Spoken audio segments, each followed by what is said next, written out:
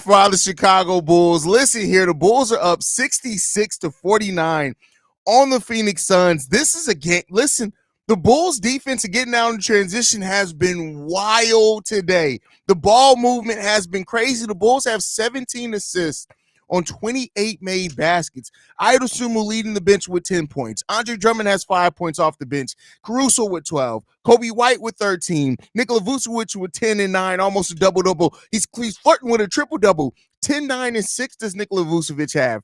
8 points from DeMar DeRozan. 8 points from Patrick Williams. This Bulls team came out to play. Now, they cannot let up in the second half of this game. We've seen the Bulls do it before. They've let down leads. Let's close this game out strong, but at least in this first half, this Chicago Bulls team is not only understanding the moment, understanding the team that they're playing, understanding how they need to execute. They're excelling right now. Now, it hasn't been perfect. The refs has called a lot of ticky-tack fouls against the Bulls, but the Bulls are winning the rebounding battle 23-16, which is really good in this game. That's what we wanted to see from the Bulls. As I already said, they have 17 points. They have 8 points off turnovers. I'm sorry, 17 assists in this game on those 28 made baskets. We're leading the block battle. We're leading the steal battle. We have 9 second chance points. So there are only 3 second chance points.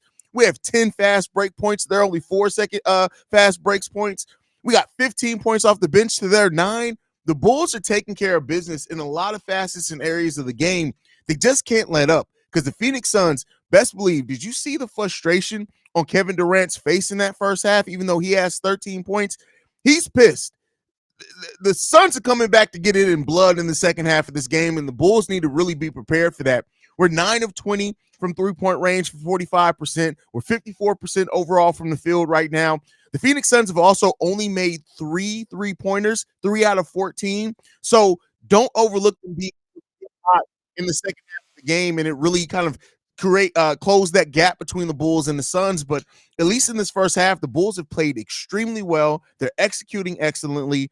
And they are making things happen. If it wasn't for the foul calls by the refs, the Bulls could easily be up in this game almost 30 points at this point in time. Like, the Bulls are playing one of the best first halves that I've seen from the Bulls. Overall, 37 points, 37 of them in the first quarter of this game, 29 in the second quarter. And I tell you what, if the Bulls keep defending the way that they're defending, we're getting steals, right? We got 5 steals in this game. We got 5 turnovers ourselves. We need to get that down some, but the Bulls are really taking really, really good care of everything in this game, and I love the energy that this team's playing with. And if they can keep this up in the second half of the game, they're going to close out the Phoenix Suns team. DJ Reese B says, yes, sir, absolutely. Joe the Blacksmith in the building says, what up, Haize? Great game. I hate to say it, but this team looks so much more connected and quick thinking when Zach is out. It doesn't totally make sense, but it seems consistent. We've seen it before. The shot making and the crisp defensive rotations in the first quarter were fun to watch. Kobe's stop and go move is so. Listen, I told you guys, Kobe White is not just about scoring. Yes, he's scoring well in this game, but Kobe's White ability to understand how to break down the defense, that basketball IQ for Kobe White has grown exponentially from his first year in the league till now. You're seeing him just understand how to use pace to create space and then dish the ball off. That pass to Nikola Vucevic, which should have been an absolute poster, was really good. Kobe White is really owning this game right now in a lot of ways, and I don't just mean his scoring. Cedric says Kobe supremacy. Absolutely, fam. Absolutely. Chaz says, love how Io's playing today. Io's playing extremely well off the bench. I talked about it before. Ayo Dosunmu just understanding his role. And it's funny how once a player has a clear role, how much better they can thrive in that. When Ayo was the starting point guard last season, even though he was a starter, that role wasn't necessarily defined because it just was different with that starting lineup. Coming off the bench, Ayo knows exactly what he has to do night in and night out. And yeah, there's going to be some nights where he needs to score more and some nights where his defense is more impactful, but it's the same role night in and night out, basically. And he's really thriving in that as well. We got Brandon Peck in the building, says, let's go. What about that first quarter, though? Hey, love to see the way the Bulls are taking it. I said, again, stand on business. And that's what the Bulls are doing in this game so far tonight. They are standing on business. Samir, I beg we keep the pace, please. Yes, we cannot allow ourselves to make it seem like we don't have to keep the foot on their necks in the second half of this game. The Bulls Have to come in the third quarter and keep setting that tone. Make sure everyone knows they still have to stay locked in because, listen, the Bulls have had times before where in the second half of games we fall off. The Phoenix Suns are going to come out here trying to shoot themselves back in this game. Do not be surprised if the Phoenix Suns take about 8 to 10 3-pointers in the third quarter of this game to try to get them back in it. And if they get hot, it's gonna turn into an interesting game. So the Bulls got to be prepared for that. They have to be prepared. Rondo 2 Raw, Io, Kobe, and Pat are the future. They're definitely showing that, bro. Definitely showing that. Julio Sanchez says, let me tell you, this is making me, but whoa. Let's close out now, boys. Come on, I'm pumped. Listen, I had to skip that second sentence because you're tripping right now. You're tripping right now. But, it is what it is, man. Peter's in the building. He says, let's close out strong. And most importantly, keep Javon's ass on the bench. Javon Carter was the third best player for the Phoenix Suns in the first half of this game. Absolutely. Absolutely. Sanford Maryland says, try not to be hyped. Warriors game gave me PTSD. Facts. Can't argue with you on that one. Zay over. Bulls are on fire, aggressive and energetic with defensive play mindset. And we talked about it, how important it is when the Bulls set a tone defensively. That is hugely important for this team. When the Bulls set a tone defensively, everything else really comes easier to that team. I want to see that them continue that in the second half of this game. D-Dub, Haize, our team defense when Zach is not on the floor is freaking incredible. I mean, it's hard to argue with results, right, brother? I knew when P. Will hit that 3 to start the game, we were going to take over. I mean, we've seen that happen before. And Billy Donovan, when P. Will is starting, look, pay attention. He usually gets P. Will a shot in the first 2 or 3 possessions of the game, but P. Will did hit that shot. P. Will even taking a player off the dribble. It's good to see aggressive P. Will. Sydney, KD looks like he's about to cry on the court. Also, you joined the Shy Bulls podcast after the halftime. That's the plan. I told them I was going to try to jump over there. Vooch at the top of the key. Kobe went from the corner to the wing, and Io dove to the cut. Was the most player movement I've seen all year from the Bulls. We need more.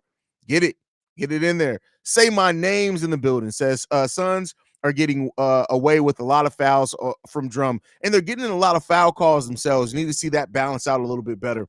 Brandy Nicole says, Haize, what's going on, Brandy? Glad to have you in the building.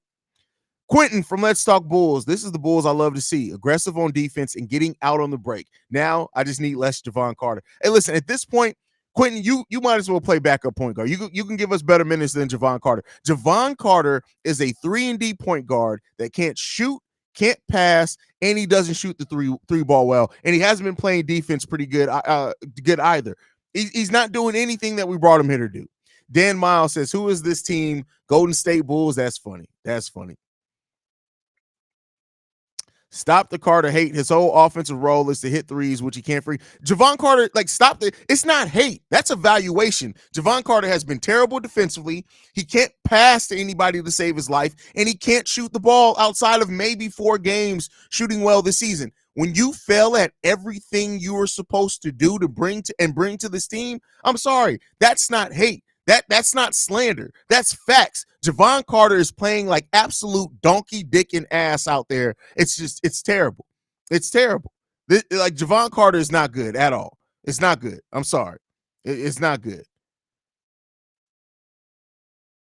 For some reason, it's not. I don't know why it's not pulling away the messages. Okay, it's no longer putting up the chats. I don't know why it is. Jack Collins says, hey, man, I've been working like a madman. Missed the last 2 games and live streams. Bulls can't come out flat like we've seen them do. Much love, man. Don't forget about us when you hit the top. I mean, listen, if I hit the top, that means y'all coming with me. So I'm not going to forget y'all and y'all riding along with me, bro. Never forget. I'm never leaving my people, bro. No matter where I go, no matter what heights I'm able to reach, it's because of y'all. I make no mistake about it. You think that I think this is all me? It's God and it's you guys. Period. I don't care where this ends up taking me in life, where this journey ends up taking me. Let's best believe it's God. It's the people who love me and the people who support me that have gotten me to where we've been able to get to so far. So talk about leaving. I ain't never leaving my people, bro. Never. And that includes my team. C-Dub, Bobby, Kev, Steve-O. Everywhere. I don't give a damn. I ain't going if my people can't come with me. Period. That's it. I got some shit working with Players Choice. And when that launch, best believe you will see my people over there with me. That's it. And that's what I came in here to do this for, bro. I don't give a damn. My people come with me. My people can't come with me, then they don't really want me in that room. That's it. Keep working hard, my brother. Who in here ain't subscribed? Y'all make sure y'all hit the subscribe button. Trying to get to 20,000 subscribers by the end of the season, man. Y'all already know what it is. The real Don P. They really just need to keep up the defensive effort and keep paying attention to the detail like they have. Listen, they are playing so good defensively. I don't want to overlook the execution that this Chicago Bulls team is having on the defensive side of the ball, man. It's been crazy. It's been crazy. Jamal with a great question here. Do you think it's harder to strategize against the Bulls without Zach? I wonder if opposing coaches know Zach's weaknesses very well, but don't know how to stop Kobe. Well, here's the thing. I don't even think it's just Kobe.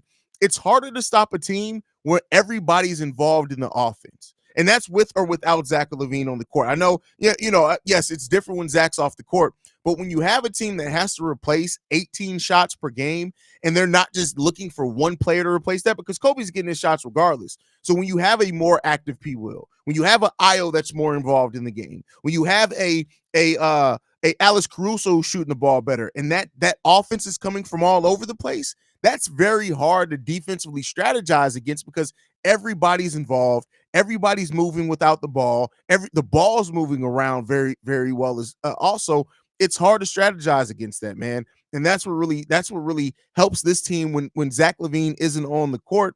It helps it to look so good, man. And it is what it is there, man. Gullia TV says, got to keep the Gators on their necks like Pimpin' Ken. That is hilarious, bro. That's funny. That's funny. Liam says, bro, I don't know why I'm so biased with P. Will. I mean, listen, we all have our biases. Everybody. If anybody tells you they don't have a bias, they just flat out lying to you, bro. They just flat out lying to you, man. Liam says, we love you, Haize. You the GOAT. Listen, I ain't the GOAT yet, bro, but I tell you what, I'm definitely in the top 3, and I ain't number 2 or 3. That's for damn sure. That's what I'll say. I ain't gonna say I'm the GOAT, but I ain't number 2 or 3. Don't forget about me too, Haize. I was there when you had 17 subscribers and Petty Roosevelt was cursing out the trolls. Oh, listen, everybody's coming with me. Even Shay. Shay's coming with me too. You don't want my fat ass out there. They would be lighting me up on the court. That's hilarious. Dan Mile with the super chat, brother. Thank you for supporting the channel. Bill with Kobe, trade LaVine now. I mean, you got to get a right deal, but hey, it is what it is, man. I'm biased with Caruso, so it's okay. Facts. Like, and listen, I have my biases as well. Like, absolutely, bro. Like, I already know. Amen about bias. Thank you for being the voice of reason. I appreciate that, brother.